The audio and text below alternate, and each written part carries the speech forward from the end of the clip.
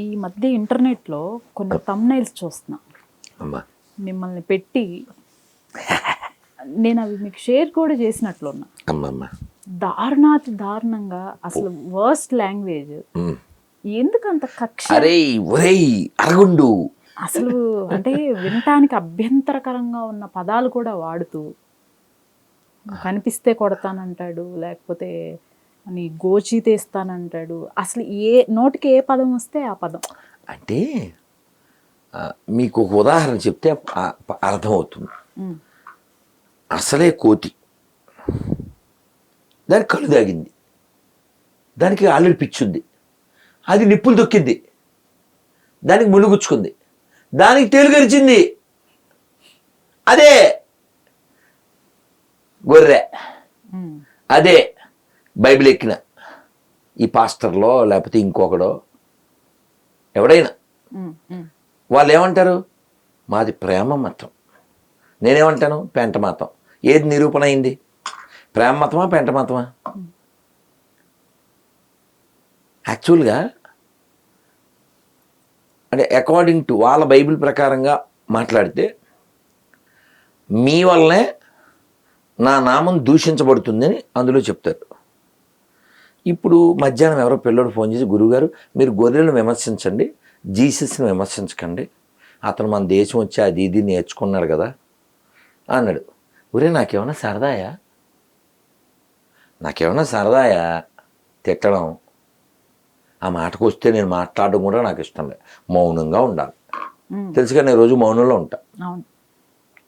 నాకు బాకీ ఉంది కూడా. అప్ టు 20 days మౌనం చేశా. అంటే 1 day 2 day 3 5 10 15 20 అలా అయినాయి. ఇంకా 1 month మౌనం చేయాలి. ఎప్పుడు దొరుకుద్దని చూస్తున్నా, అసలు కుదరట్లే. మరి ఎందుకు నేను విమర్శించాల్సి వస్తుంది? నాకేం ఇష్టం లేదు తిట్టడం, అస్సలు ఇష్టం లేదు. మాట్లాడమే వద్దు అనుకుంటే తిట్టడం ఎందుకు? కానీ తప్పక వాడు, మీ వీడియో నువ్వు చూసావు లేదమ్మా, నేను తిరుపతి వాడిని, తిరుపతిలో సింహాసనం మీద సాతానుగాడు కూర్చున్నాడు అంటాడు. తిరుపతిలో ఒక అతను సాక్ష్యం అదే కదా మీరు చూసావా? చూశాను గురుగారు. కింద కామెంట్ పెట్టాను, ఆడు తిరుపతిలో ఉంటున్నాడంటే మనకే పుట్టాడు, ఆడి పేరు కూడా మన పేరే ఉంటుంది. కానీ బైబిల్ ఎక్కడం వల్ల కదా వాడు దిగజారిపోయాడు. వాడు ఏం చెప్పచ్చు? యేసు అనేవాడు నాకు ఇది చేశాడు అది చేశాడని చెప్పచ్చు. సాతానేంటి? అసలు ఆ మాటకు వస్తే నాకు తగిన మద్దతు వస్తే, నేను 2-3 ఏళ్ళ నుంచి నాకు డ్రీమ్ ప్రాజెక్ట్ సాతాన్ మహారాజు. మేము మూవీ తీయాలి అంటే పిండి కొద్దీ రొట్టి, అది ఆలోచనలో ఉంది. అది ఎంత సపోర్ట్ ఇస్తే అంత చేయాలి. ఫ్రేమ్ మాత్రం 3,000 పెట్టి చేయించి పెట్టాను. ఎందుకంటే మీరు చూడొచ్చు, సాతాన్ మహారాజు అని ఎందుకు అంటున్నానంటే, అతను ఎవరిని చంపమని చెప్పలే, ఎవరిని చంపలేదు కూడా,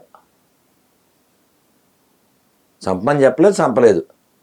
అదే గాడ్ అని చెప్పుకునే ఈ పాత నిబంధనుడు కొత్త నిబంధనుడు ఇద్దరు కూడా నమ్మని వారి మెడకి బండగట్టి వారిని సముద్రంలో పడవేయడి అని ఒకడో, మీ పిల్లల మాంసం మీతో తినిపించడం అని ఒకడో, నీవు చూచునుగా నీ భార్యలను నీ చేరువానికి అప్పగించేదను అని ఒకడో.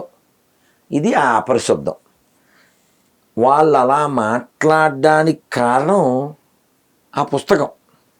లేకపోతే ఇప్పుడు మీరు చెప్పిన వ్యక్తి, అతని పేరు అజయ్, ఇలా ఏదేదో వాగేస్తూ ఉన్నాడు. కానీ కింద కామెంట్లు చదవండి. ఇప్పుడు మొన్న మేము శ్రీలంక వెళ్ళాం, నువ్వు అడగలేదు అసలు, ప్రయాగ అడిగావు. శ్రీలంక ఖచ్చితంగా. ఆ గైడ్ చెప్తున్నాడు, వాటర్ బాటిల్ మనం లీటర్ ఉంటుంది కదమ్మా, 120 రూపాయలు, మనకి 20 రూపాయలు కదా, అక్కడ 120, అంటే వాళ్ళ 120, అంటే మనకు 60 ఇంచుమించుగా, మన 60 ఎంత పల్లె లీట్. ఆయన చెప్పాడు ఫస్ట్ రోజే గైడ్, మాకు ఇక్కడ అన్నీ డబల్ ట్రిబుల్ ఉంటాయి, ఈ డబ్బులతో మేము KG to PG మేము ఉచిత విద్య ఇస్తాం. ఇక్కడ పెద్ద పెద్ద ఆపరేషన్లు కూడా ఉచితంగా జరుగుతాయి. ఉమ్. ప్రైవేట్ కాలేజీలు, ప్రైవేట్ స్కూల్స్ కూడా ఉన్నాయి. కానీ మా ప్రయారిటీ ఇది.